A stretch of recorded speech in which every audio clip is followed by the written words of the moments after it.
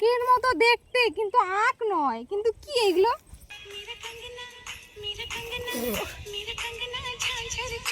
এ বাবা, এটা কি? দেখো কি এটা? এই যে এগুলো কি? এগুলো কি দেখি, তুলি তুলি। ইয়ে বাবা, এটা কি? ওরে বাবা, এটা এর মধ্যে কি?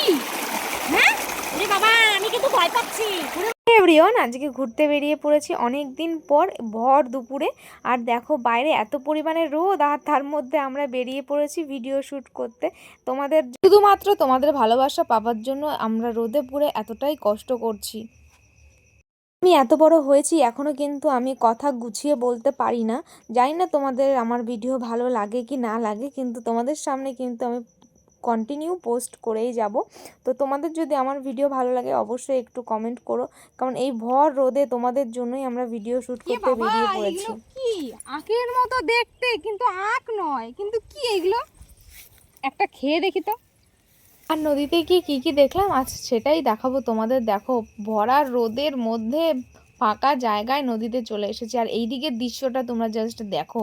কত না কষ্ট করছে এই মাসিরা, কাঠ কেটে নিয়ে তারা সারি সারি করে বাড়ি যাচ্ছে, দেখতে খুব সুন্দর লাগছে। আর এইখানে দেখো আমি ভিডিও বানাতে গিয়ে কি অবস্থা হলো আমার, মানে কি বলবো, বলার মতো কিছু নেই। এখন আমরা 7 সমুদ্র 13 নদী পার হব। চলো। এই যে নদীটা পার হচ্ছে ওই পারে গিয়ে আমি ভিডিও বানাবো। আর এই নদীটা পার হতে কিন্তু বড্ড ভয় করছিল, কারণ এখানে নাকি চোরাবাড়ি থাকে। চোরাবাড়ি থাকে মানে ওখানে মানুষে নাকি ডুবে যায়, এটা সেটা। যাই হোক, আমি বড্ড ভয়ে ভয়ে যাচ্ছিলাম, আর ভীষণ জলের স্রোতগুলো এত পরিমাণে আসছে না, সত্যি ভয় লাগছিল। তারপরে এক দৌড়ে চলে গেছি। তারপরে ওপারে গিয়ে যেটা দেখলাম, এ বাবা, এটা কি? দেখো কি এটা? এই যে এগুলো কি? এগুলো কি দেখি, তুলি তুলি। ইয়ে বাবা, এটা কি? দেখো।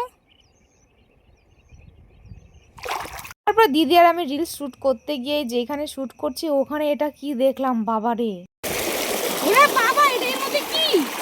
হ্যাঁ, ওরে বাবা, আমি কিন্তু ভয় পাচ্ছি। ওরে বাবা, এর মধ্যে কি? দেখো গাইস, জ্যান্ত রয়েছে। এখানে মহাদেবকে ডাকছিলাম যাতে জলদি জলদি করে বৃষ্টিটা চলে আসে। আর গাইস জানো তো এখানে কি হয়েছে? সত্যি সত্যি মেঘ করেছে দেখো প্রচুর পরিমাণে, আর সত্যি কিন্তু আমরা বাড়িতে ভিজে ভিজে এসেছি।